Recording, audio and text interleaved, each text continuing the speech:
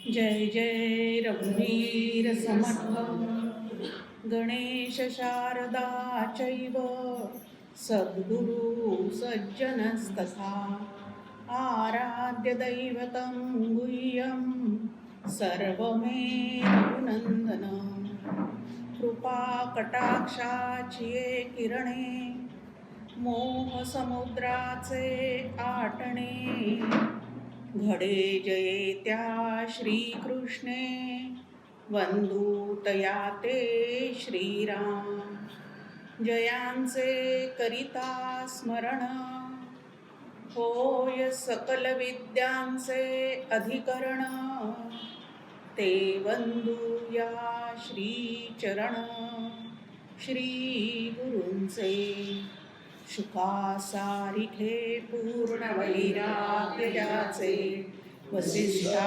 परिज्ञान योगेश्वराचे कवी वाल्मिका सारिका मान्य ऐसा नमस्कार माझा सद्गुरु रामदासा जय जय रघुवीर समर्थ. आनंद आश्रमामध्ये दासनवमीसारखा आनंदोत्सव साजरा होतो आहे. करोनासारखा काळ असतानाही आपण सगळेजण श्रवणासाठी येथे उपस्थित आहात. आपल्या सर्वांना मनपूर्वक अभिवादन करते. तुम्ही माझ्यासाठी आणि मी तुमच्यासाठी वक्ता आणि श्रोता तसं अपरिचित आहोत, पण समर्थ भक्त या नात्याने आपण सगळे एकमेकांचे परिचित आहोत असं म्हणायला हरकत नाही. आदरणीय श्री ओक साहेबांनी ज्या वेळेला मला फोन केला त्यावेळेला कुठला विषय घ्याल म्हटलं तुम्ही सांगा. मी 2-3 विषय त्यांना सुचवले. अरे हा गेलेला आहे विषय, हा दुसऱ्याने घेतलेला आहे, तो तिसऱ्याने घेतलेला आहे. या पद्धतीने त्यांनी मला सांगितलं आणि मग म्हणले की तुम्ही आत्मनिवेदन भक्तीवर बोला. म्हणून आजचा विषय जो आपण निवडलेला आहे तो आत्मनिवेदन भक्ती. भक्तीचेन योगे देव निश्चय पावती मानव ऐसा आहे अभिप्राव ये ग्रंथी. दासबोध ग्रंथाचं सार जे काही आहे ते समर्थांनी पहिल्या समासामध्ये या ओवीमध्ये आपल्यासमोर मांडून ठेवलेलं आहे की दासबोधामध्ये सांगितलेला जो भक्तिपंथ आहे त्या मार्गाने जर तुमचं आमचं आचरण खरोखरीच झालं तर मानवाचं देवात रूपांतर होऊ शकतं असं आत्मविश्वासपूर्वक समर्थांनी आपल्यासमोर मांडून ठेवलेलं आहे. भक्तीचेन योगे देव निश्चय पावती मानव. आणि समर्थांचं वाङ्मय आपल्या मनाला का भिडतं त्याचं एक कारण आहे आधी केले मग सांगितले. इथं प्रचितीचा जो काही स्पर्श झालेला आहे त्यामुळे हे वाङ्मय जे आहे ते आपल्या अंतःकरणाला खरोखरीच भिडतं. मग 9 मार्ग भगवंताकडे जाण्याचे 9 मार्ग या ठिकाणी समर्थांनी आपल्यासमोर अगदी व्यवस्थितपणे मांडणी करून ठेवलेले आहेत. या 9 मार्गापैकी कुठल्या मार्गाने आपण तिथपर्यंत पोचायचं हे 9 भक्ती ऐकल्यानंतर प्रत्येकाने ठरवायचं की आपल्यासाठी कुठला मार्ग यातला जास्ती सोपा आहे. असे 9 मार्ग प्रशस्त आपल्यासाठी समर्थांनी इथं करून ठेवलेले आहेत. आणि ह्या मार्गाने जो जाईल तो तिथपर्यंत पोहोचेल असा आशीर्वाद आणि आश्वासन सुद्धा आपल्याला मिळालेलं आहे. तेव्हा या भक्ती ज्या आहेत त्या समजून घेण्याचा प्रयत्न तुम्ही आम्ही करायचा आहे. आधीच्या वक्त्यांनी समजून सांगायला सुरुवात केलेलीच आहे आणि 95वा या ठिकाणी दासनवमी उत्सव आहे म्हटल्यानंतर या ठिकाणी कितीतरी वक्ते आलेले असणार आणि कितीतरी श्रवण तुम्हा सगळ्यांचं झालेलं असेल. त्यामध्येच एक चिंतन पुष्प जनार्दनाच्या चरणी म्हणजे श्रोते जनार्दन त्यांच्या चरणी या ठिकाणी वाहण्याचा एक दासनवमीच्या निमित्ताने प्रयत्न करते. भागवतामधला श्लोक प्रसिद्ध आहे श्रवणम कीर्तनम. 9 प्रकारच्या भक्तीचा उल्लेख भागवतातच येऊन गेलेला आहे आणि सगळ्या संतांनी आपापल्या ग्रंथामध्ये त्या 9 भक्तीविषयीचं मार्गदर्शन आपल्यासमोर करून ठेवलेलं आहे. त्यात श्रवण भक्ती ही पहिली भक्ती म्हणजे आधी श्रवण करा. समर्थांची एक प्रसिद्ध ओवी आहे आपल्यासमोर न जाणता कोटीवरी, साधने केली परोपरी, तरी मोक्षाचा अधिकारी होणार नाही. तुम्हाला जी भक्ती करायची असेल ती जरूर करा, पण तत्पूर्वी आधी श्रवण करा. आपण व्यवहारामध्ये सुद्धा आपल्या मुलाबाळांना म्हणतो, अरे तुला जे करायचं ते कर, पण आधी ऐकून घे. आता आधी ऐकून घे म्हणजे श्रवण भक्ती आहे. आपल्या शास्त्राने सुद्धा आपल्यासमोर जी भक्ती ठेवलेली आहे की तुम्हाला जे करायचं ते करा देवाच्या नावाने, पण आधी ऐकून घ्या. समर्थ देवाच्या बाबतीत सुद्धा आपल्याला म्हणतात की आपली सगळ्यांची भक्ती कशी आहे की आरंभीच म्हणती देव म्हणजे मज काही देव ऐसी वासना.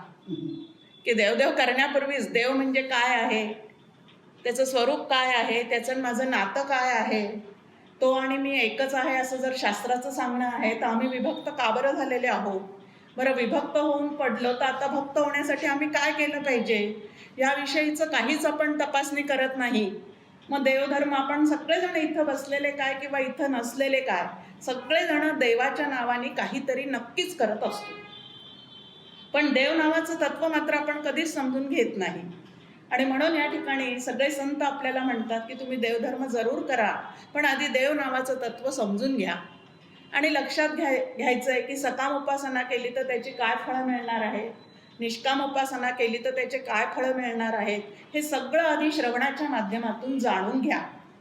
काहीतरी ऐकण्याची, काहीतरी कानावर पडावं अशी जी आपली सगळ्यांची एक मनोवृत्तीच आहे, त्या वृत्तीला वळण लावून ते भक्ती मार्गाने आपल्याला सांगताय की श्रवणच करायचं आहे ना. मग कशाचं करायचं आहे तर भगवंताविषयीचं श्रवण करा. आपल्या कर्णेंद्रियाचं भूषण तेच आहे की भगवंताचे गुणगान ऐकणे. मग आता श्रवण भक्तीमध्ये सुरुवातीलाच आपल्याला सांगितलेलं आहे की श्रवण म्हणजे नेमकं काय. तर श्रवण म्हणजे ऐकणे हा आपल्याला नेहमीचा प्रसिद्ध अर्थ माहिती आहे त्याचा, पण शास्त्राचं आपल्यासमोर श्रवणासंबंधीची व्याख्या आहे की वेदांताच्या तात्पर्य निश्चयाला श्रवण असे म्हणतात. आता जर आपण खरंच मनापासून देव जाणून घ्यायची इच्छा असेल आपली, तर लगेच आपल्या मनात प्रश्न उठतो की मग वेदांताचा तात्पर्य निश्चय काय आहे. त्याला जर श्रवण म्हणतात तर त्याचा तात्पर्य निश्चय काय आहे. मग त्याचं उत्तर परत शास्त्र आपल्यासमोर ठेवतं की ब्रह्मसत्य जगन्मिथ्या जीवो ब्रह्मैव नापराहा.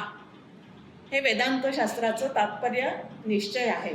आणि हा निश्चय होण्यासाठी म्हणजे ब्रह्म म्हणजे खरा देव म्हणजे मुख्य देव. समर्थ या ब्रह्माला कसं म्हणतात, असं त्याची असे अखंड असणारं असं जे तत्व आहे त्याला ब्रह्म असं म्हणतात, आणि तो खरा देव आहे. एक राम आहे खरा तिकडे आमची गुरु परंपरा, असं समर्थांचं एका स्फुट काव्यामध्ये एक ओवी आलेली आहे. आता एक राम आहे खरा तिकडे आमची गुरु परंपरा. आता एक राम खरा आहे म्हणजे दुसरा राम कसा झाला मग, तर दुसरा राम कसा झाला तर एक सगुण साकार राम आहे आणि एक निर्गुण निराकार राम आहे.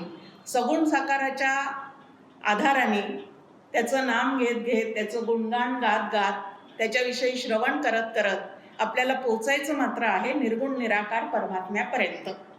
ह्याच्यासाठी श्रवणाची काय आहे तर नितांत आवश्यकता आहे. मग आता वेदांताचा तात्पर्य निश्चय आपल्याला कळला की ब्रह्मसत्य जगन्मिथ्या जीवो ब्रह्मैव नापराहा. मग आता श्रवण कुठपर्यंत करायचं आहे तर त्यालाही उत्तर देतात समर्थ, थांबा थांबा ऐका ऐका आधीच ग्रंथ सोडू नका. की हा ग्रंथ ते तत्व अंतरी बिंबल्याशिवाय तुम्ही सोडू नका. मग तिचा अर्थ काय आहे सांगण्याचा की निर्गुण ब्रह्म अंतरी बिंबले, असं होईपर्यंत दासबोध ग्रंथाचा आम्ही काय करायला शिकलं पाहिजे तर मनापासून अभ्यास केला पाहिजे. आणि हा अभ्यास ही गोडी ते तत्व आपल्याला समजावं म्हणून पहिलं साधन सांगितलेलं आहे श्रवण. त्यानंतर आपल्याला समोर कीर्तन भक्ती सांगितलेली आहे. आता जे कानाने ऐकलेलं आहे ते वाणीने बोलण्याचा प्रयत्न केला पाहिजे. आता कीर्तन भक्ती म्हटल्यानंतर प्रबोधनाचं ते एक अंग आहे हे आपल्याला माहिती आहे की पुराण, त्यानंतर कीर्तन, मग प्रवचन आणि पाठ असे प्रबोधनाचे 4 प्रकार आहेत. त्यामध्ये पुराण पहिलं आहे, त्यानंतर कीर्तन दुसरं आहे. आता पुराणापेक्षा सुद्धा कीर्तन हे श्रेष्ठ कसं आहे तर कीर्तनामध्ये सगुणाची कथाही सांगितली जाते आणि निर्गुणाविषयीचं अध्यात्म निरूपण सुद्धा केलं जातं. आता कीर्तन करायचं म्हणजे आपल्याला वाटतं की नाही, समोर खूप मोठा काय पाहिजे, समुदाय पाहिजे, त्याच्याशिवाय आपल्याला कीर्तन करता येणार नाही. पण असं नाही आहे. जसं श्रवणाचा विषय देव असावा, तसं तुम्हाला आम्हाला कीर्ती गाण्याची सवय प्रत्येकालाच आहे वाणीने. पण त्या कीर्तीचे विषय मात्र आपले वेगळे वेगळे आहेत. माझा प्रपंच हा त्या कीर्तीचा विषय आहे. माझं नातवंड हा त्या कीर्तीचा विषय आहे. मला झालेलं दुखणं हा त्या कीर्तीचा विषय आहे. या पद्धतीने आपण कीर्तीसारखी गात असतो. पण ती कीर्ती गात असताना विषय मात्र भगवंत नसतो, तर प्रपंच असतो. मग भक्तिपंथाने ज्याला जायचं आहे त्यांनी कीर्ती कशाची गायची आहे, तर भगवंताची कीर्ती गाणे याला कीर्तन भक्ती असं म्हणतात. मग त्यासाठी व्यक्तिगतरित्या ही भक्ती आम्हाला करता येईल की नाही? अगदी जरूर करता येईल. जे जे आपण ऐकलेलं आहे प्रवचन काळी, ते आपण आपल्या घरातल्या लोकांना जाऊन जर सांगितलं तर ती सुद्धा आपली कीर्तन भक्तीच आहे. आणि ही केली तर परिणाम काय होतो? समर्थांचं करुणाष्टकामध्ये एक आपल्यासमोर आहे, निरूपणी हे सद्वृत्ती होते, स्थलत्याग होता सवेच जाते. आपल्या सगळ्यांचा अनुभव आहे की निरूपणाला गेलो, वक्त्याच्या मुखातून ज्या वेळेला काही आपण ऐकतो त्यावेळेला त्या ठिकाणी असं वाटतं की नाही, अगदी बरोबर आहे, हेच आपल्याला करायचं आहे, अगदी असंच झालं पाहिजे. पण घरी जायस तोवर आपण सगळं विसरलेले असतो. आता या विसरण्याचं कारण काय आहे? आमचे श्रीगुरू म्हणजे डॉक्टर काका नेहमी म्हणतात की हे विसरण्याचं कारण काय आहे, तर प्रपंचाचं एरेंडल आपण पितो. प्रवचन झाले की लगेच प्रपंचाचं एरेंडल प्यायला आपली सुरुवात होते. म्हणजे लगेच प्रपंचाविषयी जे काय बोलणंच आपलं चाललेलं आहे त्याच्यामध्ये वक्त्यांनी काय सांगितलेलं आहे याचं विस्मरण होऊन जातं. मग त्याचं विस्मरण झालं तर कीर्ती कशी काय भगवंताची गाणार आहे? समोर कोणीतरी असलंच पाहिजे असंही नाही. तुका म्हणे होय मनाशी संवाद, आपुलाचं वाद आपणाशी. आपल्याला माहिती आहे की मनातल्या मनात सुद्धा आपण कितीतरी बोलत असतो. मग त्या बोलण्याला सुद्धा जर आपण भगवंताचंच वळण लावलं तर आतल्या आत कीर्तन भक्ती आपली चालू राहू शकते. आता ज्याच्याविषयी ऐकलेलं आहे आणि ज्याच्याविषयी आपण सातत्याने बोललेले आहोत त्याचं अंतःकरणाला आपोआपच मग स्मरण राहतं. ज्याचं उच्चारण होतं त्याचं स्मरण होतं. आता स्मरण शक्ती जी आहे ती प्रत्येकाजवळ आहे. तुमच्या आमच्या प्रत्येकाजवळ ती स्मरणशक्ती आहे.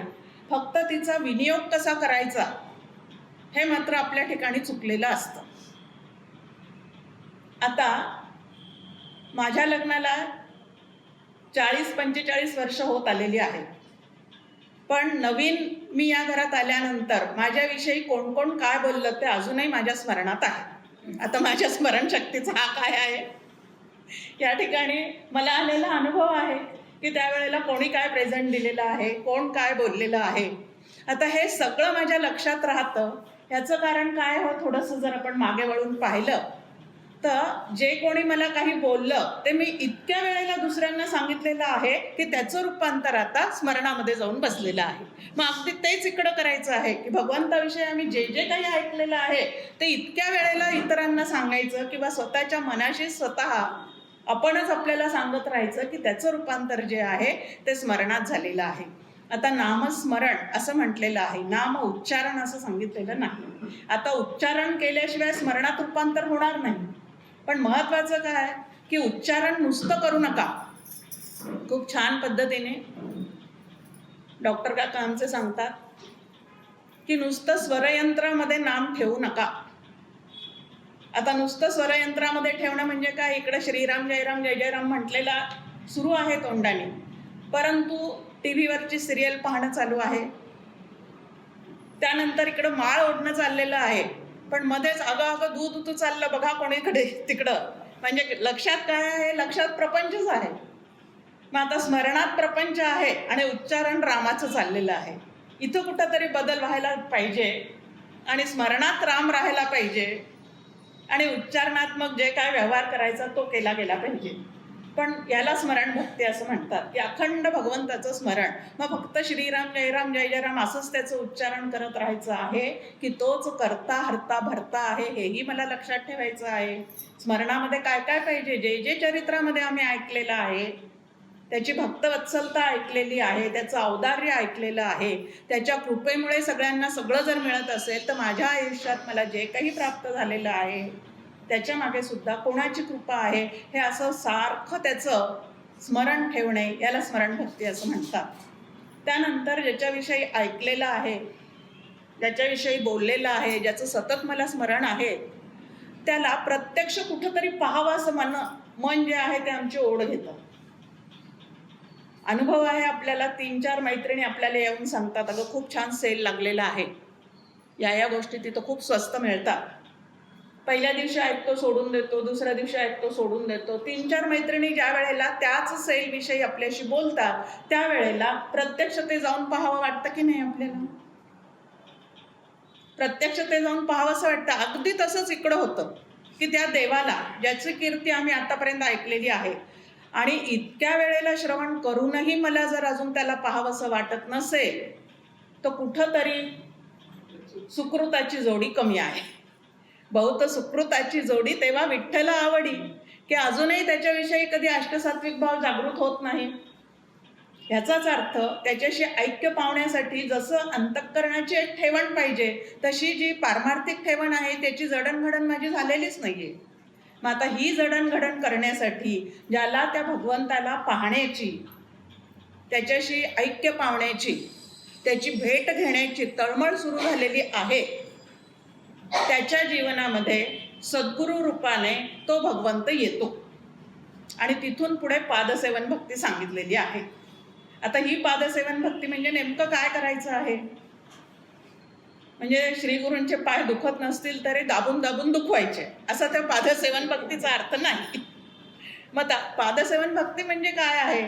तर त्यांनी जो साधनेचा पथ मला सांगितलेला आहे, जो साधनेचा मार्ग त्यांनी मला घालून दिलेला आहे, त्या मार्गाने आयुष्यभर व्रतस्थ होऊन चालत राहणे याला पादसेवन भक्ती म्हणतात. आयुष्यभर याच्या खाली अंडरलाईन करायची. नाही तर किती वर्ष करायचं हो? 2 वर्ष झाले, 4 वर्ष झाले. प्रपंचाविषयी कधी असा विचार करतो का आम्ही आता किती वर्ष करायचं? तो शेवटच्या श्वासापर्यंत करायचं असं ठरलेलं आहे. मग ही भक्ती जी आहे ती सुद्धा आम्ही कुठपर्यंत सांभाळायची आहे? शेवटच्या श्वासापर्यंत सांभाळायची आहे. त्यांनी दिलेलं साधन मनापासून करायचं आहे आणि त्या साधनेच्या माध्यमातून पुढच्या माझ्या भक्ती ज्या आहेत त्या खुलत जाणार आहेत. म्हणून चौथ्या भक्तीचा जो संबंध येतो तो प्रत्यक्ष संत संगतीचा, श्री गुरु संघाचा, त्यांच्या सेवेचा, त्यांनी दिलेल्या साधनेच्या मार्गाने पुढे पुढे जाण्याचा. आणि मग सद्गुरूंकडनंच समजून घ्या की देव नावाचं तत्व कसं आहे, त्याची पूजा करायची म्हणजे नेमकं काय करायचं आहे. भगवंताची पूजा म्हणजे नेमकं काय करायचं आहे. इकडं भगवंताची पूजा खूप सुंदर आरास मांडलेली आहे, परंतु पूजा झाली की परत क्रोध डोक्यात चढलेला आहे. असं जर असेल म्हणजे चालते बोलते जे माझ्या अवतीभोवती भगवंताचे रूप आहेत त्यांची पूजा मात्र कठोर वाणीने, कठोर शब्दांनी माझी होत चाललेली असेल तर तो भगवंत ज्याची मी मनापासून अर्धा तास पूजा केली, तो भगवंत माझ्याकडे कृपेने पाहिल का मला पाहून घेईल? जर चालत्या बोलत्या परमेश्वराला जर मी सारखी दुखावत असेल तर तो भगवंत मला पाहिल का पाहून घेईल? नेमकं काय करावं त्यांनी माझ्यासाठी? इच्छा काय आहे आमची? की त्यांनी माझ्याकडे कृपादृष्टीने पाहावं. मग त्यांनी कृपादृष्टीने पाहावं असं जर मला वाटत असेल तर मी काय केलं पाहिजे? त्याला आवडेल असं वागलं पाहिजे. मग भगवंताला काय आवडतं? भगवद्गीतेत आपल्याला सांगूनच ठेवलेलं आहे त्याला काय काय आवडतं. तुल्य निंदा स्तुतिर्मौनी, संतुष्टो येन केनचित, अखंड संतुष्ट अंतःकरणाची स्थिती हे भगवंताला आवडतं. निंदास्तुती समान मानणं हे भगवंताला आवडतं.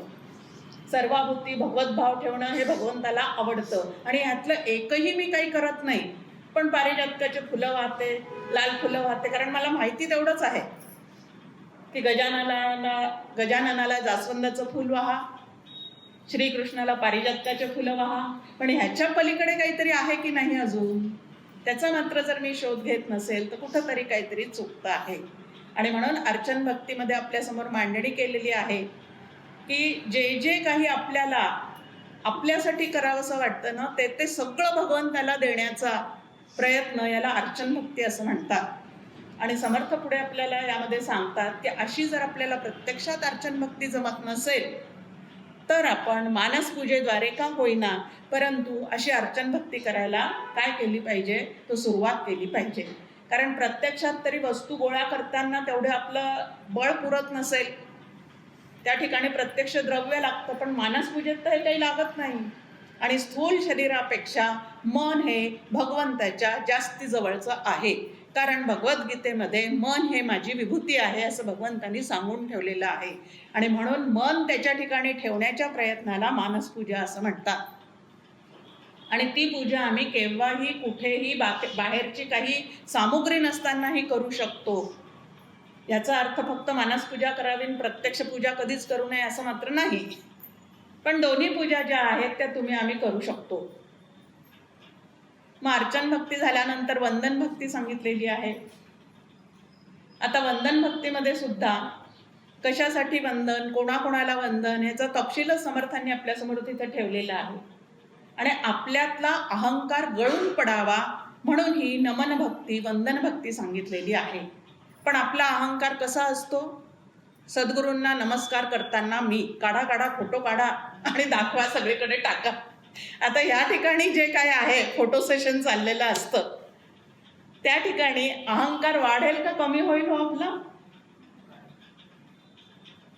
देहबुद्धी त्या ठिकाणी नक्कीच आपल्या ठिकाणी अजून आहे. समर्थांच्या भाषेत त्याला देहबुद्धी म्हटलेलं आहे की ही देहबुद्धी जोपर्यंत डोकं वर काढते तोपर्यंत खऱ्या देवाची आपली काय होऊ शकत नाही, ओळख होऊ शकत नाही. अहंकाराचं आणि परमार्थाचं अतिशय वाकडं आहे. म्हणून जितकी काही माझी भक्ती होत चाललेली आहे असं जर मला वाटत असेल तर त्याचं सगळ्यात पहिलं लक्षण आहे की माझ्यातली अहंता कमी झालेली आहे की नाही हे तपासणं. आणि ती जर वाढती दिसत असेल तर कुठंतरी काहीतरी माझं चुकतं आहे हे समजून घ्यायला हरकत नाही.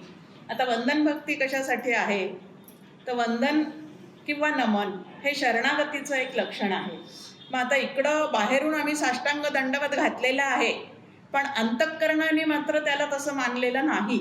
असं जर असेल तर आतल्यात कुठंतरी आमची रस्सीखेच चाललेली आहे. आणि ते लक्षात घ्यायचं की आपण खरंच त्या भगवंताला अनन्य शरण केलेले आहोत का? तो ज्या परिस्थितीत मला ठेवतो त्या परिस्थितीत खरोखरीच माझं कल्याण आहे असा माझा भाव झालेला आहे का? जर असा झालेला नसेल तर कुठंतरी काहीतरी मी कमी पडत आहे. तिथल्या तिथं हे ठोकताळे आपल्यासमोर संत ठेवून देतात. त्यानंतर आलेली आहे दास्य भक्ती. आता दास्य भक्ती म्हटलं की समोर उभा राहतो तो हनुमंत, मारुती आपल्या डोळ्यासमोर उभा राहतो. कशा प्रकारची दास्य भक्ती केलेली आहे त्यांनी? मुखामध्ये नाम आहे, मनामध्ये राम आहे आणि हातामध्ये रामाचंच काम आहे. याला दास्य भक्ती असं म्हटलेलं आहे की सर्व वाणीद्वारे, स्थूल देहाद्वारे आणि मनाद्वारे जो रामाचाच होऊन राहिला त्याच्याकडून जे जे काही घडतं. समर्थांचा एक सुंदर अभंग आहे, राम दास्य करुनी पाहे सकळ सृष्टी नांदत आहे. तुम्ही रामाचं दास्य करून पहा म्हणजे तुम्हाला लक्षात येईल की सर्व सृष्टीच्या मागे असणारं ते तत्व जे आहे, जे रामाचं खरं स्वरूप आहे ते काय आहे. मग आता दास्य भक्तीमध्ये सुद्धा मला काय आवडतं हे अत्यंत गौण आहे. माझ्या प्रभूला काय आवडतं हे अत्यंत काय आहे त्या ठिकाणी महत्त्वाचं आहे की माझ्या प्रभूला काय आवडतं त्याप्रमाणे माझं आचरण चाललेलं आहे का, त्याप्रमाणे मी वागते आहे का. नाहीतर इकडं सगळं भरपूर चाललेलं आहे. बाहेरचे लोकही मला म्हणत आहेत की अरे हे केवढे मोठे दास म्हणजे रामभक्त आहेत, पण आतमध्ये माझं मला माहिती आहे की मी नेमकी काय आहे. मग दास्य भक्तीमध्ये सुद्धा अजून अहंकाराचा जास्तीत जास्त लय झाला पाहिजे. आणि मग आता आपल्यासमोर मांडणी आहे की पहिल्या ज्या ह्या 7 भक्ती आहेत त्या जाणीवपूर्वक करायच्या आहेत. आणि ह्या भक्ती जर जाणीवपूर्वक आमच्याकडनं झालेल्या असतील तर सख्य भक्ती जी आहे ती भगवंताकडून आमच्यापर्यंत पोचते. मग सख्य भक्ती कोणासारखी करायची? अर्जुनाचं उदाहरण आहे आपल्यासमोर की सख्य भक्ती अर्जुनासारखी करायची आहे. अखंड त्याच्यासोबत त्याचा भगवंत आहे म्हणजे श्रीकृष्ण आहे, अखंड सोबत आहे. भक्ताला काय आवडतं ते भगवंत त्याच्यासाठी सारखं करतोय. या पद्धतीने पहिल्या जर 7 व्यवस्थित झालेल्या असतील तर 8वी भक्ती जी आहे त्या 8व्या भक्तीमध्ये भगवंताकडून आलेला प्रतिसाद आहे. आम्ही घातलेल्या साधेला भगवंताकडून आलेला प्रतिसाद याला सख्य भक्ती असं म्हणतात. अशी एक छान व्याख्या आपण करू शकतो त्या ठिकाणी. मग आता ही भक्ती म्हणजे नेमकं काय, भक्ती शब्दाचा अर्थ काय आहे? तर भक्ती शब्दाचा अर्थ आपल्यासमोर दिलेला आहे की भगवंत आणि श्रीगुरु ह्यांच्यावरच्या नितांत प्रेमाला भक्ती असं म्हणतात. हा भक्ती शब्दाचा शास्त्रशुद्ध अर्थ आपल्यासमोर आहे की भगवंत आणि श्रीगुरु यांच्यावरच्या नितांत प्रेमाला. आता ही व्याख्या ऐकल्यानंतर आम्ही स्वतःला भक्त म्हणतो आणि आम्ही जे काय करतो ते भक्ती करतो असं आम्हाला वाटतं, तर ते खरोखरीच तितकं आतमध्ये प्रेम आहे का? व्यवहारातल्या लोकांमध्ये आपला जीव अडकलेला असतो, मुलं परदेशात गेलेले असतात, पण त्यांच्या आवडीचा पदार्थ इकडं केला की त्यांच्या आठवणीने तो घास आतमध्ये सुद्धा जात नाही. हे आपलं व्यवहारातलं प्रेम. असं भगवंताच्या विषयी कधी होतंय का? आमचे डॉक्टर काका नेहमी गमतीने म्हणतात की पुण्या मुंबईला फ्लॅटसमोर सकाळी उठून 3 गोष्टी आलेल्या असतात. दरवाजा उघडला आपण की 3 गोष्टी आपल्या समोर असतात. एक वर्तमानपत्र आहे, दुसरं फुलाची पुडी आहे आणि तिसरं दुधाच्या पिशव्या आहेत. यातलं काय आलं नाही तर आमचं बिघडतो. पेपर आलेला दिसला नाही तर चौकात जाऊन आम्ही दुसरा घेऊन येतो किंवा शेजाऱ्यांकडनं मागून आणतो. दुधाची पिशवी आलेली नसेल, तिचा खडा झालेला असेल तर परत दुसरीकडे कोपऱ्यावर जाऊन दुधाची पिशवी आणतो. पण फुलाची पुडी आलेली नसेल तर वर्तमानपत्रावर खाडा मांडतो. आज फुलं आले नाही म्हणून दुसरीकडे जाऊन आणतो का? मग भगवंताविषयीची आमची भक्ती जी आहे ती कशा पद्धतीची आहे? झालं तर झालं, नाही झालं तर नाही झालं. परमपूज्य मंदाताई म्हणून एक अमरावतीच्या संत आहेत, त्याही नेहमी म्हणतात की आमची भगवंतावरची भक्ती कशी आहे? घाईघाईने उशिरा उठणं, सकाळी सगळी गडबड असते स्वयंपाकाची वगैरे, मग घाईघाईने कुकर लावणं, वेळ झाली म्हणून मिस्टर जेवायला बसलेले आहेत, घाईघाईने कुकरची शिट्टी काढली. शिट्टी काढल्यानंतर ते वरण शिजलेलं असतं का? अजिबात नाही. पण तरीसुद्धा आम्ही त्या भातावर ते तसंच घालतो, त्याच्यावर तूप घालतो, देवाला काहीही चालतं. पण टेबलावर बसलेल्या देवाला ते सहन नाही होत की त्या देवघरातल्या देवाला हे सगळं चालतं, म्हणून त्याला न शिजलेलं न हटलेलं सगळं वरण आम्ही घालून त्याला नैवेद्य दाखवून मोकळं होतो. पण टेबलावर बसलेला जो भगवंत आहे त्याला मात्र हे रुचत नाही आणि मग त्या ठिकाणी जे व्हायचं ते होत राहतं. मग आता ह्या पद्धतीने आमची भक्ती चाललेली असेल तर कुठंतरी काहीतरी आम्ही अजून समजून घेतलं पाहिजे आणि त्याप्रमाणे वागण्याचा प्रयत्न केला पाहिजे. आता पहा, टीव्हीच्या सिरियल पाहता पाहता सुद्धा त्यातल्या घटनांशी अंतःकरण इतकं तादात्म्य पावतं की तिथं चाललेल्या प्रसंगानुसार आमच्या डोळ्यात पाणी तरी येतं किंवा हसायला तरी येतं. पण भगवंताचं कीर्तन ऐकताना, भगवंताविषयीचे प्रवचन ऐकताना अंतःकरण तेवढं तादात्म्य पावतं का हो? फार क्वचित. भगवंताच्या कथा ऐकताना ज्याला अष्टसात्विक भावाचा अनुभव येतो तो खरोखरीच भक्त असतो. आणि टीव्हीच्या सिरियल पाहता पाहता जो त्याच्याशी तादात्म्य पावतो तो रजोगुणाचा पुतळा असतो. तो कोण असतो? तर रजोगुणाचा पुतळा असतो. अशा छोट्या छोट्या गोष्टी या संत सहवासात आपण ऐकायला गेलो की खूप छान पद्धतीने ते समजून सांगतात आणि पूजा म्हणजे नेमकं काय करायचं आहे तेही आपल्याला शिकवतात. जोपर्यंत मला या दृश्य जगतातलं काहीतरी हवंसं वाटतं, काहीतरी भोगावंसं वाटतं, तोपर्यंत पूजा करण्याचा अधिकारी मी आहे हे लक्षात ठेवायचं आहे. जे जे मला करावं असं वाटतं, बाहेरच्या जगातलं भोगावंसं वाटत असेल तर ते मी भगवंताला देण्याचा पूजेच्या निमित्ताने काय केला पाहिजे? तो प्रयत्न केला पाहिजे. जसं मला माझं घर सजवावंसं वाटत असेल तर एखाद्या मंदिरात सजवण्यासाठी मी काय केलं पाहिजे?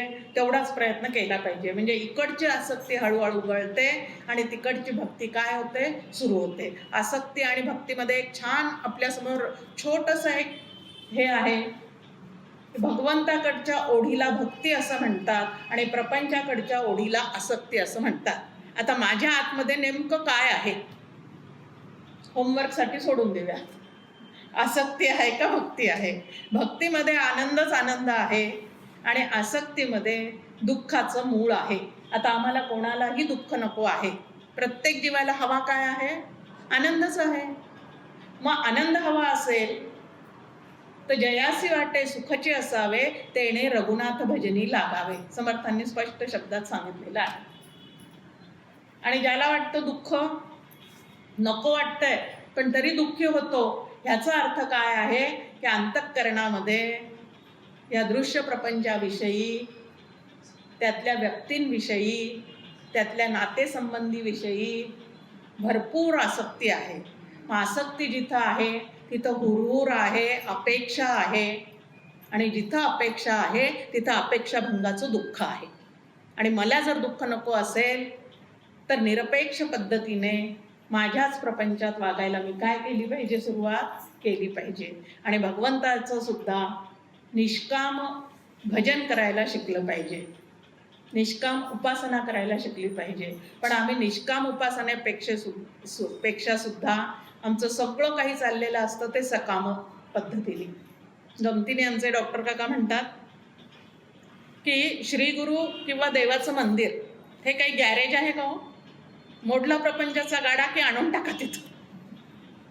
इकडं काही बिघाड झाला की लगेच तिकडं ते आणून टाका, दुरुस्त करून द्या. आणि दुरुस्त झाले की परत त्यांना रामराम ठोकायचा, परत काहीतरी बिघडेपर्यंत त्यांच्याकडे जायचं नाही. ह्या पद्धतीने जर आमचं काहीतरी चाललेलं असेल तर कुठंतरी काहीतरी कमी पडत आहे. मग श्रवण हा भक्ती मार्गाचा पाया आहे, म्हणजे भक्ती मंदिराचा श्रवण हा पाया आहे. आणि आत्मनिवेदन भक्ती या भक्ती मंदिराचा कळस आहे. आता आत्मनिवेदन भक्तीविषयी सुरुवात करू. विषय तो घेतलेला आहे, पण आधीच्या भक्ती नीट कळल्या तर आपल्याला पुढे नेमकं काय, तर आधीच्या भक्तीमध्ये कृतिशीलता आहे, आत्मनिवेदन भक्तीमध्ये विचारशीलता आहे.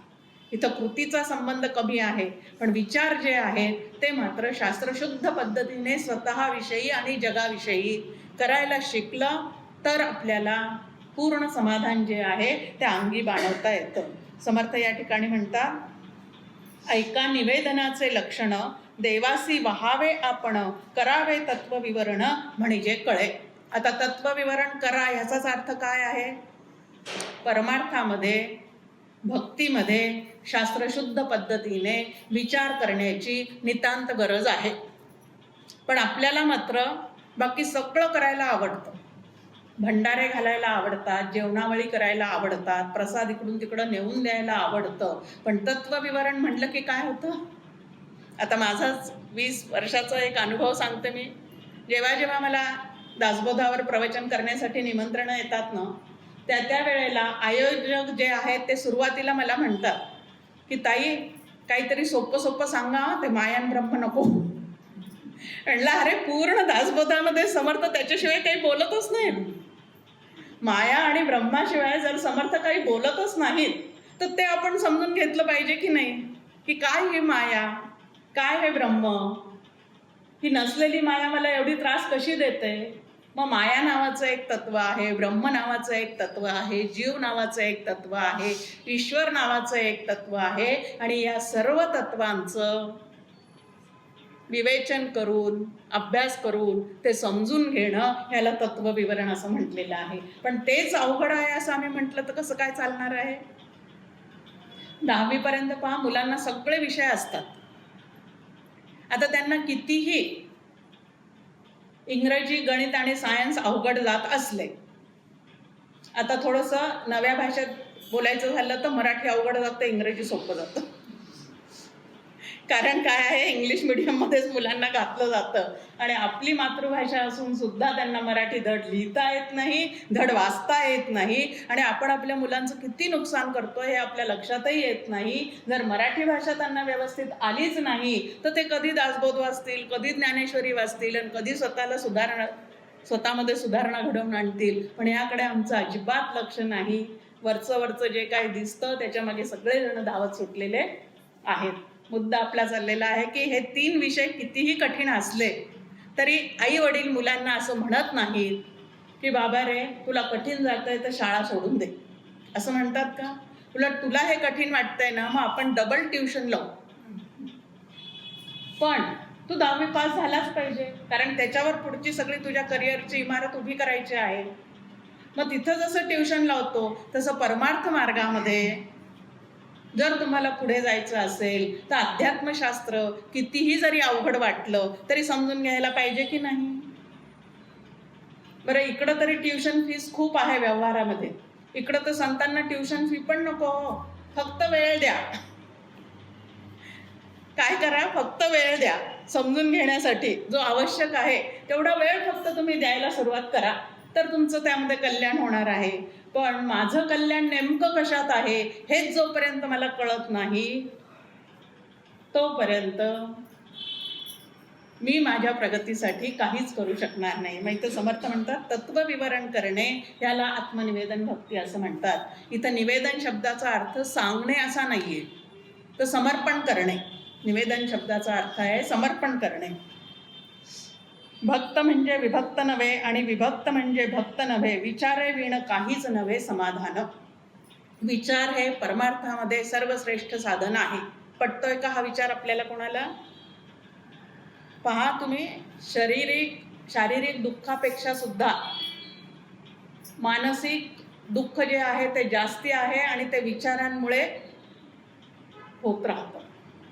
जखम एवढीशीच झालेली असते, पण मला झाली, ह्याच्यामुळे झाली, त्याच्यामुळे झाली, हे सगळं मनात चाललेलं असतं. मग दुःख कशाचं जास्त आहे? चुकीच्या विचारांमुळे. चुकीच्या विचारांमुळे माणूस जास्त दुःख भोगतो, पण हे आपल्या लवकर लक्षात येत नाही. संतांच्या सहवासात गेल्यावर मात्र ते लक्षात आणून देतात. आणि बाबा रे, साधना म्हणजे बाहेरचा फापट पसारा जास्ती न करता शास्त्रशुद्ध पद्धतीने विचार करायला शिक, की तिथल्या तिथं समाधान आहे. विचार सुंदर केला तर तिथल्या तिथं समाधान आहे. आणि विचार कसं करावं हे जे शास्त्र आहे त्याला अध्यात्मशास्त्र असं म्हणतात. समर्थही आपल्याला सांगतात, काही सांडावे लागत नाही, काही मांडावे लागत नाही, एक विचार करून पाही म्हणजे बरे. पण अविचारात सगळं आयुष्य गेलेलं असतं. आता आयुष्यभर जे आम्ही करत आलेले आहोत 40 वर्षापासून, तो स्वयंपाक करत असतानाही कुठं मीठ घालायचं विसरतो, तर कधी तिखट कमी जास्ती होतं. म्हणजे कधी केलंच नाही ते 60व्या वर्षानंतर करायला गेलो तर कसं काय जमतं काय? मग आता आम्हाला खरंच जमणार नाही का? पण असंही नाही. काळकाम वेगाचं गणित ज्यांनी त्यांनी करावं आणि वेग कुठं वाढवायचं ते ठरवावं. कोरोनाच्या काळात तर काळकाम वेगाचं गणित सारखं करावं, बाकी कुठल्याही गोष्टीपेक्षा. आता तो मृत्यू आपल्या डोक्यावर आहे तर समर्थांची ओवी सारखी आठवावी ना. मरणाचे स्मरण असावे, हरिभक्तीचं सादर व्हावे. त्या मृत्यूची धास्ती घेण्यापेक्षा आता प्रत्येक क्षण माझा हरिभक्तीत कसा जाईल ह्याचा विचार मी करायला पाहिजे की नाही? की निदान मला मृत्यू तरी जिंकता येईल. शेवटचा क्षण अंतिमती सा गती असं आपल्याला सांगितलेलं आहे भगवद्गीतेने. मग शेवटचा क्षण आता मला जिंकण्याची संधी या कोरोनामुळे प्राप्त झालेली आहे. एरवी मृत्यूचा एवढा कोणी विचार करतो का? नाही करत. प्रत्येक जण स्वतःला चिरंजीवच समजतो. जाऊन येतो ICU मध्ये, 2-3दा जाऊन येतो, पण तिथून वापस आला की परत चिरंजीव असल्यासारखा वागायला सुरुवात करतो. की लक्षातच येत नाही आपल्याला की इथून पुढे काहीतरी वेगळं केलं पाहिजे. मरणाचं स्मरण ठेवून एक तर सगळ्यांशी संबंध चांगले ठेवले पाहिजे. आपणास आहे मरण म्हणून राखावे बरेपण. समर्थ सांगतात आपल्याला. शेवटी आपल्याला उचलून न्यायला सुद्धा 4 जण लागतातच हो. मग आता सगळ्यांशी संबंध चांगले ठेवणे आणि हरिभक्तीला सादर होणे हे या कोरोनाने आम्हाला जर शिकवलेलं असेल तर त्याचे ते आमच्यावर काय झाले. आता आलेल्या प्रत्येक परिस्थितीचा भगवंताला अनुकूल विचार करायला शिकणं याला भक्ती असं म्हणतात. आणि असे विचार जे आहे ते संत संगतीत असल्याशिवाय तुम्हाला आम्हाला कळत नाही. समर्थ पुढे म्हणतात, या सगळ्या तत्वांचा विचार केल्यानंतर तस्मात विचार करावा, देव कोण तो ओळखावा, आपला आपण शोध घ्यावा अंतर्यामी. खऱ्या देवाचा शोध कुठं घ्यायला सांगितलेला आहे? आणि आम्ही शोधतो कुठं? देवळात जातो, देव गाभाऱ्यात असतो आणि आम्ही कायम आवारात असतो. आणि तरी आम्ही भक्त आहोत, कारण आम्ही रोज तिथं जातो. पण त्याला दर्शन ठोकतो आणि बाहेरच्या कट्ट्यावर येऊन प्रपंचाविषयीचं सगळं आमचं चाललेलं असतं. ह्या पद्धतीने काहीतरी जर चुकत असेल तर कुठंतरी काहीतरी आम्ही विचार करायला पाहिजे. देव कोण तो ओळखावा. समर्थांची एक सुंदर ओवी आहे. देह देऊळ आत्मा देव, कोठे धरू जाता भाव, देव ओळखून जीव तेथेच लावावा. की हा स्थूल देह जो आहे आमचा तो मंदिरासारखा आहे. त्याच्या आतमध्ये असणारं जे चैतन्य नावाचं तत्व आहे, आत्मा नावाचं तत्व आहे, तो खरा देव आहे. आणि मधला जो हा जीव आहे, देह आणि आत्मा ह्यांच्यामधला जो जीव आहे, त्या जीवाने आता विवेक करायचा आहे की देहावर जास्ती प्रेम करायचं आहे, देहादी प्रपंचावर जास्ती प्रेम करायचं आहे, का चैतन्य रूप असणाऱ्या त्या भगवंतावर जास्ती प्रेम करायचं आहे, आणि जीव कुठं लावायचा आहे. आता आत्मनिवेदन भक्ती म्हणजे दुसरं काही नाही हो. मी देह नसून मी आत्मा आहे हे ओळखणे, याला आत्मनिवेदन भक्ती असं म्हणतात. खरी आत्मनिवेदन भक्ती काय आहे, तर मी देह नसून मी चैतन्य घन परमात्मा आहे हे लक्षात घेणे, याला आत्मनिवेदन भक्ती म्हणतात. मग ही आत्मनिवेदन भक्ती साधण्यासाठी तस्मात विचार करावा हे एकच साधन त्या ठिकाणी आहे, की त्या ठिकाणी विचार करावा लागतो. पण तो विचार शास्त्राला धरून असणारा पाहिजे. संतांचे संगती मनोमार्ग गती, आकळाबा श्रीपती येणे पंथे. इथं मनोमार्ग गती, मनामध्ये काय चाललेले असतात, विचारच चाललेले असतात. मग संतांच्या संगतीत राहून मनाला वळण लावा. समर्थांनी सुद्धा मनाला वळण लावण्यासाठी किती श्लोक दिलेत आपल्या समोर?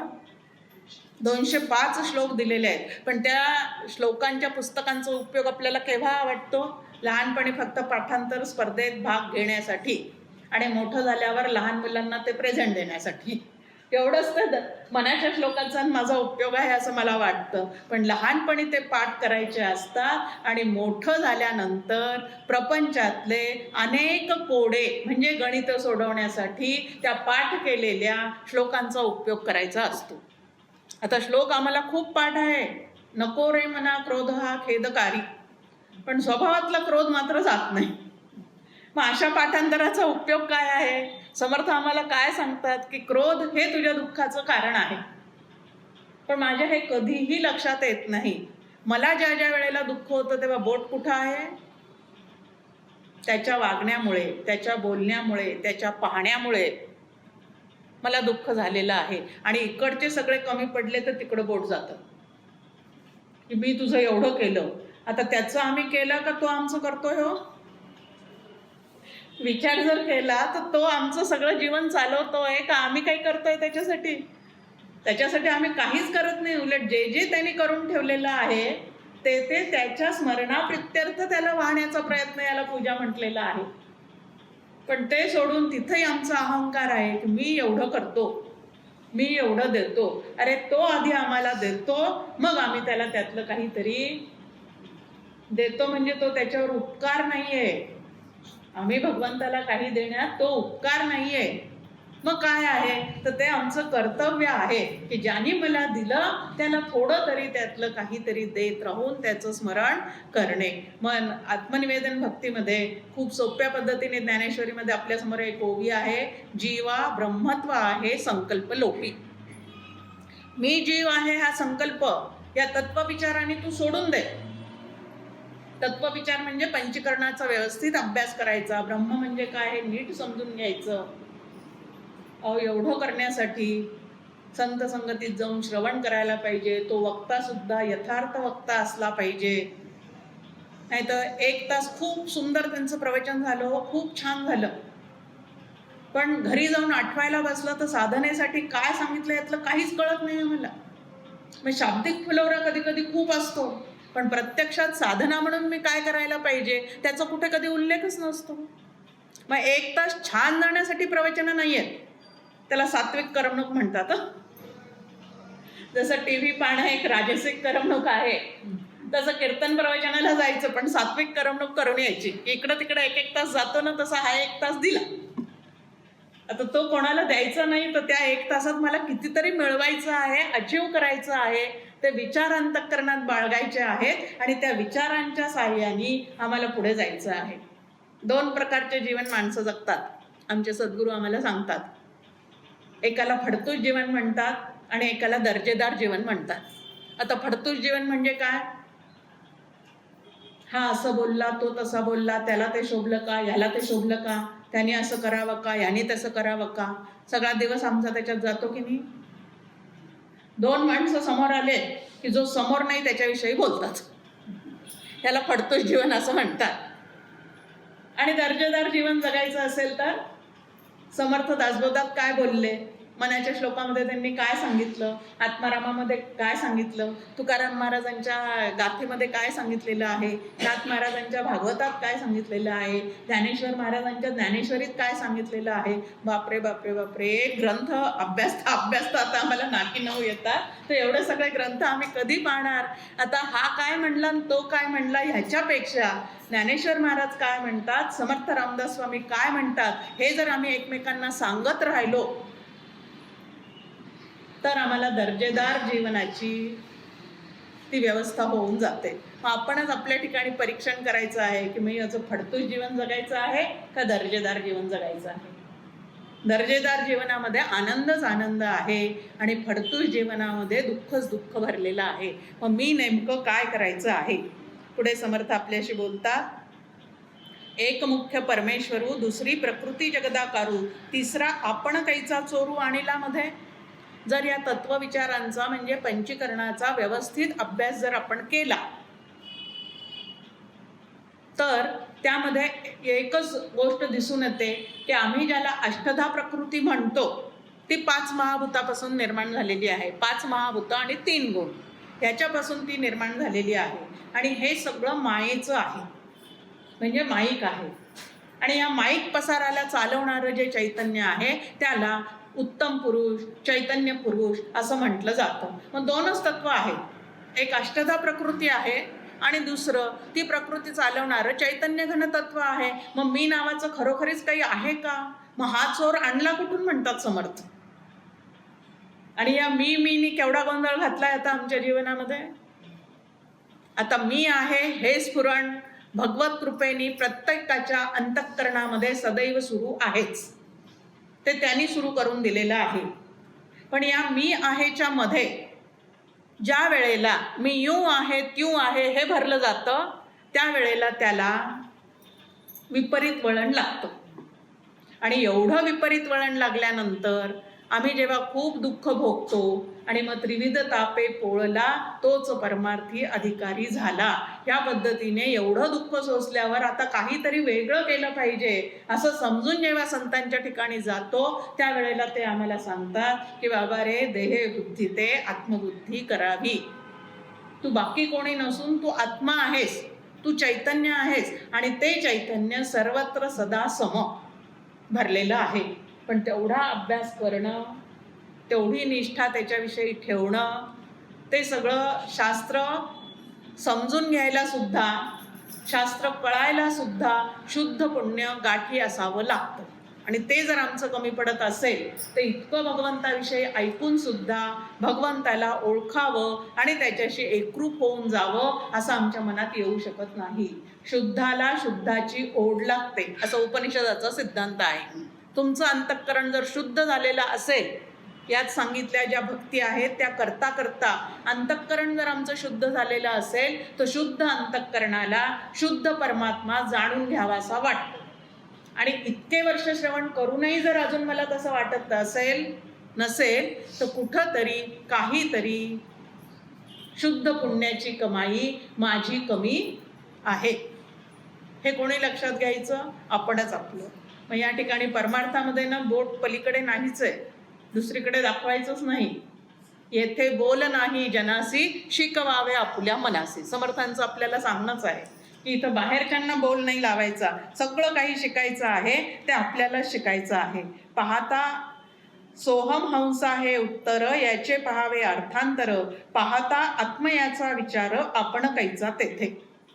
श्री गुरूंकडे गेलो, खऱ्या देवाची तळमळ लागलेली आहे असं लक्षात आलं तर ते आम्हाला ध्यान पद्धती सांगतात. महावाक्याचा उपदेश करतात. ते महावाक्य कुठलं आहे? तत्वम असी असं ते महावाक्य आहे. मग तत्वम असी या महावाक्याचं साधनेसाठी रूपांतर सोहम या शब्दामध्ये केलेलं आहे. आणि सोहम साधना करता करता मी तोच परमात्मा आहे असं कधीतरी केव्हा तरी शुद्ध झालेल्या त्या चित्ताला जाणवून जातं. तिथपर्यंत आम्ही हा अभ्यास केला पाहिजे. त्या ठिकाणी मग दुसरं काहीच नसतं. समर्थ पुढे म्हणतात, त्वम पद तत्पद असी पद निरसूनी केवळ भेदाभेद वस्तू ठाईचे अभेद आपण कैसा. आता तत्वमसी महावाक्याचा उपदेश श्री गुरूंनी केल्यानंतर आणि सोहम साधना त्याद्वारे मी रोज करत असताना नुसतं महावाक्याचा जप नाही बोलिला. समर्थांचा फार सुंदर समास आहे आपल्यासमोर की महावाक्याचा जप श्रीराम जयराम जय जयराम या मंत्रासारखा करायचा नसतो, तर तेथे विचारच करावा लागतो. मग तत्पद म्हणजे काय, त्वम पद म्हणजे काय, असी पद म्हणजे काय? आपल्या वेळेच्या आतमध्ये हे महावाक्याचं चिंतन आता तो होऊ शकत नाही. मग आता ह्या तिन्ही पद म्हणजे काय आहे, त्यांचा वाच्यार्थ काय आहे, त्यांचा लक्षार्थ काय आहे? त्वमपद म्हणजे जीव, तत्पद म्हणजे ईश्वर. जर जीव आणि ईश्वराचे शास्त्रीय दृष्ट्या आपण सगळी लक्षणं पाहिली तर ती एकदम भिन्न दिसतात. जीव जो आहे तो अल्पज्ञ आहे, ईश्वर जो आहे तो सर्वज्ञ आहे. जीव जो आहे तो अल्पव्यापी आहे, भगवंत जो आहे तो सर्वव्यापी आहे. या पद्धतीने त्यांची भिन्न लक्षणं दिसतात. जीव जो आहे तो त्रिगुणात्मक आहे, भगवान जो आहे तो शुद्ध सत्वगुणी आहे.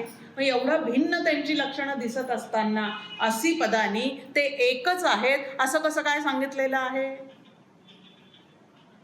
आता असीपद या ठिकाणी ज्या अर्थी सांगितलेलं आहे, शास्त्रांनी ज्या अर्थी तसं मांडणी केलेली आहे त्या अर्थी शास्त्र कधीही चुकीचं बोलत नाही, संत कधीही चुकीचं सांगत नाही. याचा अर्थ शास्त्र आणि संत यांना नेमकं काय सांगायचं आहे हे मी त्यांच्या चरणी बसून काय करावं लागतं, समजून घ्यावं लागतं.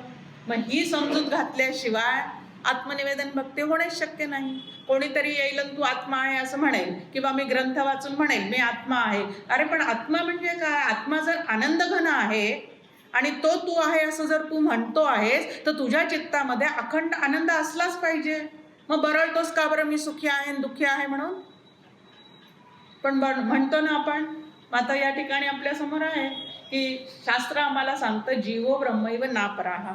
ह्याचाच अर्थ जीव ब्रह्मरूप आहे म्हणजे ब्रह्म आनंदरूप आहे, त्याप्रमाणे जीव पूर्ण आनंदरूप आहे. मग मी पूर्ण आनंदरूप असताना मी सुखी आणि मी दुःखी असे तरंग माझ्या अंतःकरणामध्ये का उमटतात? ह्याचाच अर्थ माझ्या मूळच्या स्वरूपापासून मी काय झालेली आहे? डिरेल झालेली आहे, खाली घसरलेली आहे. आणि खाली घसरलेली जी मी आहे ती आता पतित झालेली आहे. आता पतित आणि पावन होण्यासाठी पतित पावन असणाऱ्या संतांची आणि भगवंताची काय केली पाहिजे? मग उपासना केली पाहिजे. भगवंताची उपासना नाव घेऊन करता येईल, पण संतांची उपासना त्यांचे प्रवचन ऐकून आणि ते अंगी बाणवूनच तुम्हाला आम्हाला करता येण्यासारखी आहे. पुढे समर्थ म्हणतात, निरसिता जीवशिव उपाधी जीवशिवची कैचे आधी स्वरूपी होता दृढबुद्धी आपण कैसा.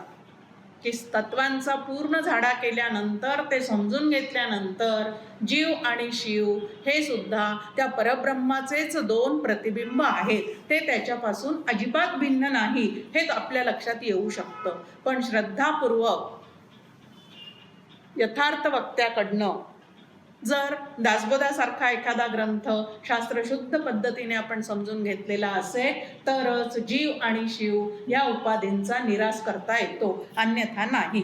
पुढे समर्थ म्हणतात, पंचभूतामध्ये आकाश सकळ देवामध्ये जगदीश नवविधा भक्तीमध्ये विशेष भक्ती नवमी.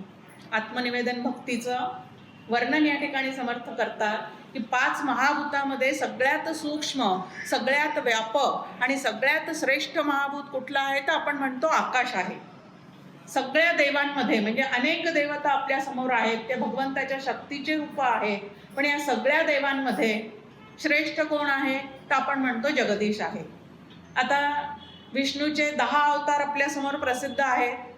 मग आता त्या 10 अवतारांमध्ये श्रेष्ठ विष्णू आहे असं आपण म्हणणार की नाही, कारण त्याचे सगळे अवतार आहे.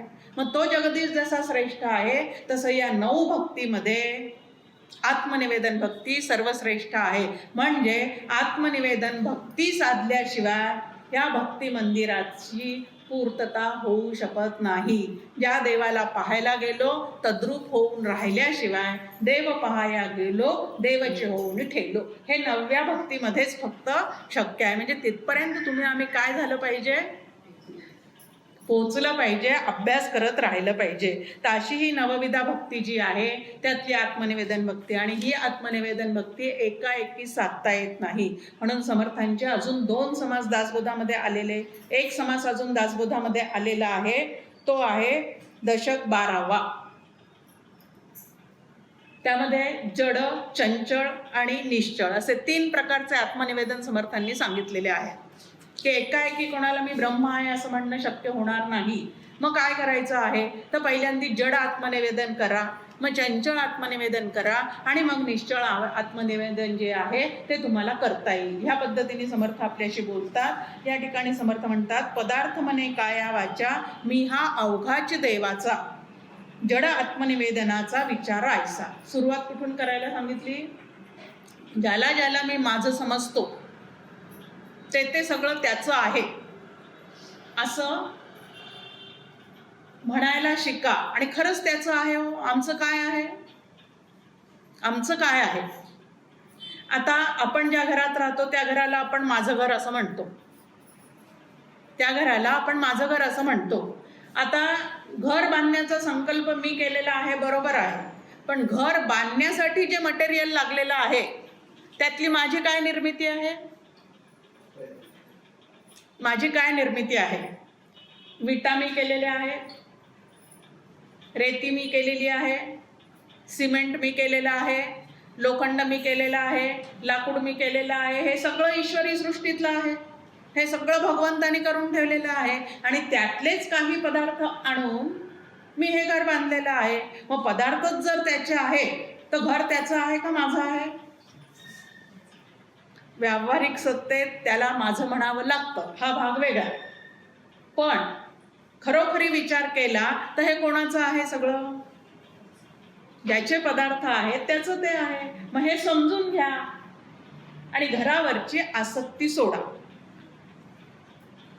आसक्ती सोडा म्हणजे ते माझं आहे असं न म्हणता भगवंताचं आहे असं इतरांना सांगू नका, पण आतमध्ये.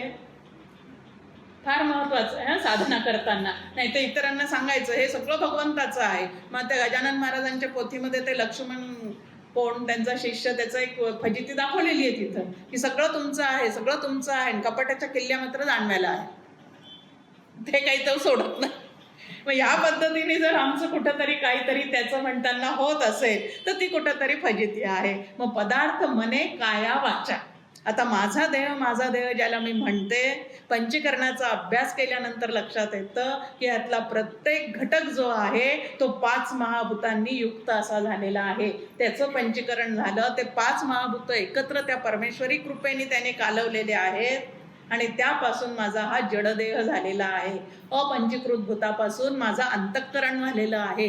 हे जर लक्षात घेतला तर पंचीकरणाचा अभ्यास कशासाठी आहे, देह मी नसून ते सगळे पदार्थ भगवंताचे आहेत हे कळण्यासाठी पंचकरणाचा अभ्यास आहे. आणि मी म्हणजे नेमकं काय आहे हे कळण्यासाठी महावाक्याचं विवरण आहे. समर्थ आपल्याला म्हणतात, प्रपंची पाहिजे सुवर्ण, परमार्थी पंचीकरण, महावाक्याचे विवरण करिता सुटे. आता प्रपंची सुवर्ण पाहिजे, कशासाठी सुवर्ण पाहिजे म्हणतात, ते सुवर्ण पाहिजे म्हणतात म्हणून समर्थ भगिनींचे जास्ती लाडके आहेत. पदाच्या अभ्यासाला पुरुषांपेक्षा जास्ती बसलेले कोण आहेत, तर सगळ्या भगिनीच बसलेले आहेत. पण सुवर्णाचं उदाहरण समर्थ का देतात की पूर्वीच्या काळी गुंतवणूक जी केली जायची ती सोन्यामध्ये केली जायची. त्यावेळेला काही बँका नव्हत्या, बँकेत पैसे ठेवणे किंवा शेअर बाजार त्या पद्धतीने गुंतवणूक केली जायची नाही, प्लॉट खरेदी असं काही भानगडी नव्हत्या. तर काय होतं, तो सुवर्ण साठवायचं आणि वेळ प्रसंगी प्रपंचातले एक एक आपले व्यवहार पार पाडत असताना त्या सोन्याचा त्याच्यासाठी विनियोग करायचा. म्हणून प्रपंचामध्ये तो यशस्वी होण्यासाठी जशी सुवर्णाची साठवण असते तसं परमार्थ यशस्वी होण्यासाठी पंचीकरणाचा अभ्यास आणि महावाक्याचं विवरण या 2 गोष्टी पाहिजेतच. ते न करता तुमचा परमार्थ पूर्ण होऊ शकत नाही. पंचीकरणाच्या अभ्यासाच्या द्वारे मी म्हणजे देह नाही हे लक्षात येतं आणि महावाक्याचं चिंतन केल्यानंतर त्याचं विवरण ऐकल्यानंतर मीचं खरं स्वरूप नेमकं काय आहे ते लक्षात येतं आणि ह्या मीचं खरं स्वरूप लक्षात आल्यानंतर आपला जीवभावरूप अहम जो आहे तो ब्रह्मरूप अहममध्ये विसर्जित करून टाकणे याला आत्मनिवेदन असं म्हणतात. आत्मनिवेदन भक्तीची छान व्याख्या या ठिकाणी आपल्यासमोर आहे. पुढे समर्थ म्हणतात, चंचळ करता तो जगदीश, प्राणी मात्र त्याचा अंश, त्याचा तोच आपण असं ठाव नाही. आता जड जेवढे पदार्थ आहेत तेवढं सगळं त्याचं आहे हे मान्य झालं. आता दुसरं, या जगतामध्ये आमच्या अवतीभोवती अनेक जीव आहेत, म्हणजे चंचळ करते अनेक जीव आहेत इकडं तिकडं वावरणारे. मग पृथ्वीमध्ये जितकी शरीरे तितकी भगवंताची घरे असं जर आमच्या लक्षात आलं नाही तर आम्हाला पूर्ण आनंद मिळू शकणार आहे का? नेहमी गमतीने सांगत असते मी की अद्वैताचा अभ्यास करणारे तुम्ही आम्ही आमच्या चित्तामध्ये सासर आणि माहेर असं द्वैत ठेवावं का? चंचळ करता तो जगदीश, प्राणी मात्र त्याचा अंश. प्रत्येक प्राणी हा त्याचा अंश आहे. ममैव अंशो जीव लोके जीवभूत सनातना. भगवद्गीतेत तो स्पष्ट सांगतोय भगवंत की तो चैतन्य रूपाने आपल्या प्रत्येकाच्या आतमध्ये आहे आणि म्हणून प्रत्येक जीव हा त्याचा अंश आहे. मग सासरची मंडळी जी आहे ती रावणाचे अंश आणि माहेरची जी आहे ती रामाचे अंश असं काही असेल का? सर्वत्र सदा समत्वानी तोच भरलेला आहे. तर सर्वत्र सदा समत्वानी तोच भरलेला आहे असं शास्त्र सांगतं आणि तसं आम्ही पाहायला शिकणं याला साधना असं म्हणतात. खरोखरीच जिथं जिथं हालचाल दिसते तिथं तिथं त्या हालचालीच्या मागे चैतन्य नावाचं तत्व आहे आणि चैतन्य हे भगवंताचं जर खरं स्वरूप आहे तर ते स्वरूप मी पाहायला शिकावं की नाही? सामर्थ्य आहे चळवळीचे जो जे करील तयाचे, परंतु तेथे भगवंताचे अधिष्ठान पाहिजे. पाहिजे शब्द एकदम तिथे लिहिलेला आहे पण आपण त्याची फोड करायची. ते आहेच आहे, आपण फक्त पाहिजे पाहायला शिका. जिथं जिथं हालचाल आहे, जिथं जिथं चळवळ आहे, जिथं जिथं जीवत्व आहे तिथं तिथं ते चैतन्य नावाचं तत्व आहे. मग सगळ्यांच्या आतमधल्या त्या चैतन्याला पाहायला शिका. खूप छान पद्धतीने ज्ञानेश्वर महाराजांची आपल्यासमोर ओवी आहे. या उपाधी माझी गुप्त, चैतन्य असे सर्वगत, ते तत्वज्ञ संत स्वीकारिती आणि तुम्ही आम्ही नाकारिती म्हणून दुःखी होती. आपण फक्त वरच्या उपाधीकडे पाहतो, एक रंगरूप पाहतो, स्वभाव पाहतो, या पलीकडे आपल्याला दुसरं काही दिसत नाही. पण संत या दोन्हीच्याही पलीकडे असणारं चैतन्य नावाचं तत्व पाहतात आणि त्याच्याशी अखंड एकरूप होण्याचा प्रयत्न त्यांचा असतो आणि म्हणून ते सुखरूप होतात. संत कसे आहेत सगळे? संत सुखची केवळ. संत स्तवांमध्ये आपल्यासमोर संतांची पूर्ण त्यांनी काय दिलेली आहे त्या ठिकाणी माहितीच दिलेली आहे की संत सुखची केवळ.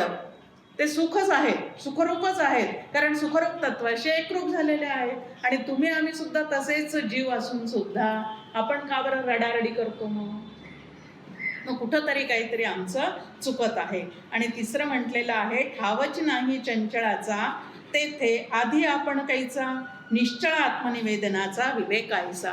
हळूहळू हळू ज्या वेळेला आपण वैचारिक दृष्ट्या प्रगतीपथावर राहतो तेव्हा अगदी अंतिम क्षणी आपल्याला अजातवाद जो आहे, अगा जे झालेची नाही त्याची वार्ता पुससी काही, हे पटून जातं. त्या ठिकाणी ते पटून जातं. तिथं विचार नंतर वेगळा करावा लागत नाही. तर सगळं जे काही दिसतंय, भासतंय, कळतंय, जाणवतंय ते सगळं मायेच्या प्रांतातलं आहे. आणि माया म्हणजे मुळात जी झालेली नाही ती. तुकाराम महाराज आपल्याला सांगतात, रज्जू सर्पापरी भासियले जगडंबर. रज्जूवर ज्याप्रमाणे सर्प भासतो त्याप्रमाणे ब्रह्मावर जग आणि आत्म्यावर देह भासमान झालेला आहे. म्हणजे भासमान आहे ते कायमस्वरूपी नसतं. आणि मला जर कायमस्वरूपी आनंद पाहिजे असेल तर भासमान पदार्थामध्ये अडकून पडावं का जे कायमचं असणारं तत्व आहे त्याच्याशी ऐक्य पावावं. सगळं गणित मांडल्यासारखं शास्त्राचा अभ्यास जर आपण खरोखरीच मनापासून केलेला असेल तर गणित मांडल्यासारखे असे उत्तर आपल्यासमोर येतात. आणि काय साधना करायची आहे ते आपल्या नक्की लक्षात येऊन जातं. मग आता जीवाचे आत्म्यात विलिनीकरण जे मूळचंच आहे, आता सद्यस्थितीमध्ये सुद्धा शास्त्राच्या सांगण्यानुसार आपल्याला ब्रह्मानुभव नसला तरी प्रत्येक जीव ब्रह्मरूपच आहे. आणि ते त्याने लक्षात घेणं ह्याला आत्मनिवेदन असं म्हणतात. तिथं वेगळं काहीही व्हायचं नाही, नित्यप्राप्ताची प्राप्ती असं त्या ठिकाणी म्हटलेलं आहे. नंतर जीवदशा पूर्ण संपवून आत्मस्थितीचा अनुभव येणे याला आत्मनिवेदन भक्ती असं म्हणतात. आता जीवदशेमुळे तुमचं आमचं काय आहे, दशा झाली असं जेव्हा आपण म्हणतो त्यावेळेला तिथं काय असतं, दुःखच दुःख असतं. मग दशा शब्दामध्येच दुःख आहे. मग जीवदशा या शब्दामध्ये तो जीव कशाने हे करतोय, दुःखानेच भरलेला आहे. खूप छान वाक्य आहे आमच्या डॉक्टर काकांचं आहे, म्हणजे श्रीगुरूंचं आहे, जगात जीव जिकिरीने जीवन जगतो. आता मूळचा तो आनंदरूप असून सुद्धा जिकिरीने जीवन का बरं जगतो, कारण स्वरूपाची त्यांनी काय करून घेतलेली नाहीये, ओळख करून घेतलेली नाहीये. म्हणून इथं म्हटलेलं आहे की विचार ध्यान योग व भक्तीने साधक साध्यरूप होणे म्हणजे आत्मनिवेदन. किती पद्धती सांगितलेल्या आहे, शास्त्रशुद्ध विचार करा, ध्यान करण्याचा प्रयत्न करा, त्यानंतर भक्तियोग कर्मयोग ज्ञानयोग हे सगळे योग समजून घ्या आणि भगवंताशी ऐक्य पावायचा प्रयत्न करा.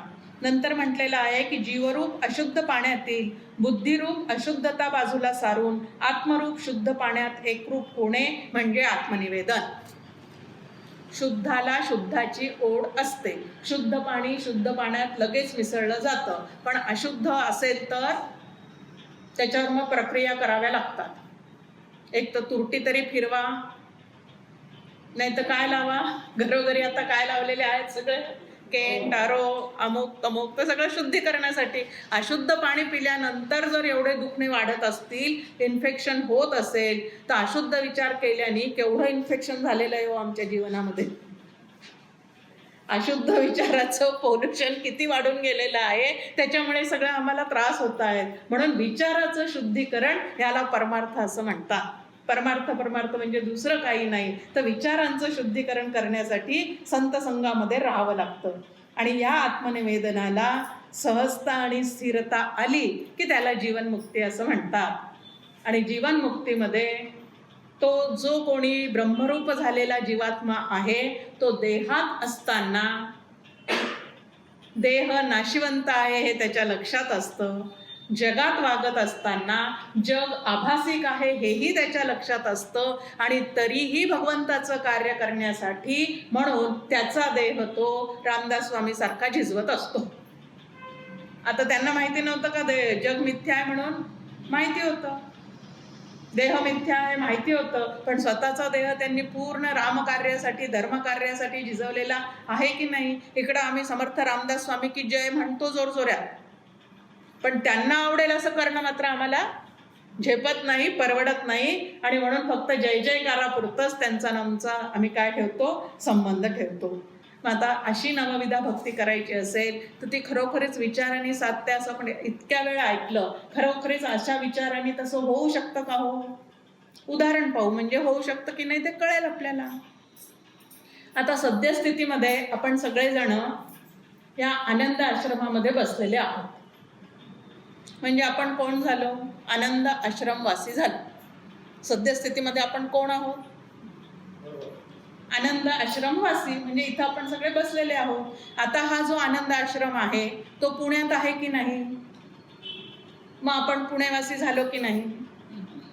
पुणे महाराष्ट्रात आहे की नाही, मग महाराष्ट्रवासी झालो की नाही. आणि महाराष्ट्र जो आहे तो भारत देशात आहे की नाही, मग भारतवासी झालो की नाही.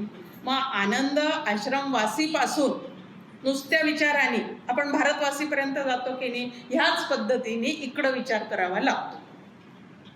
ह्याच पद्धतीने आधी मी जीवात्मा आहे, मग शिवात्म्याची उपासना करून मी त्याच्याशी काय करायचं आहे, अनुसंधान ठेवत ठेवत त्याच्यासारखं शुद्ध व्हायचं आहे. आणि त्याच्यासारखं शुद्ध झाल्यानंतर आता त्याला शिवात्मा का म्हणतात? जो स्वतःच्या स्वरूपाला कधीही विसरत नाही तो शिवात्मा असतो.